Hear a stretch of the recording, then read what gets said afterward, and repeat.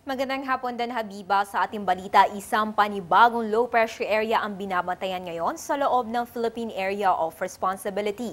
Alas 10 ng umaga namataan ito sa layong 320 kilometers kanluran ng Oriental Mindoro. Ayon kay Pag-asa Weather Forecaster Alzar Aurelio, dahil ito'y nasa karagatan, posible anya itong maging bagyo at pag nagkataon ay papangalanan itong si Bagyong Paulo. Ganun pa man ang pagkilos po nito ay pakanluran kaya't hindi inaasahang magla-landfall sa ating bansa.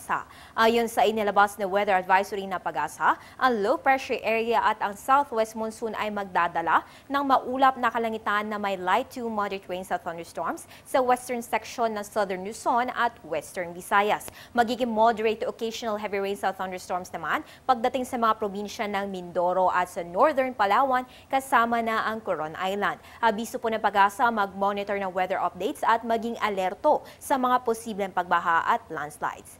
Samantala, ilang buwan na nating binabantayan itong southwest monsoon o hanging habagat. At dahil bare months na, kailan kaya magsisimula ang pag-iral ng northeast monsoon na siyang hudyat ng malamig na panahon? Alamin natin yan kay Pag-asa Weather Forecaster Alzar Aurelio.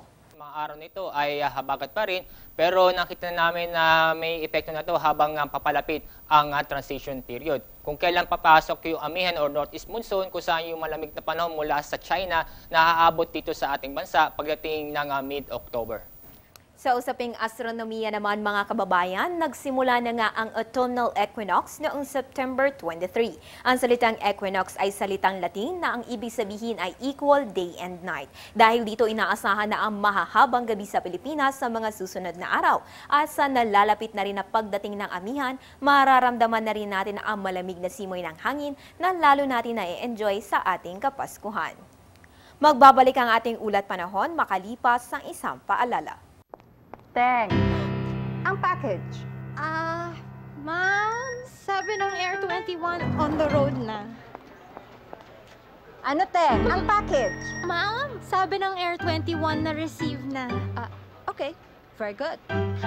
Basta padala, sagot ka ng Air 21. May real-time delivery updates via text para worry-free ka. Teng, ang package, napadala mo na? Yes, ma'am, sa Air 21. Sa Air 21, sagot ko, padala mo.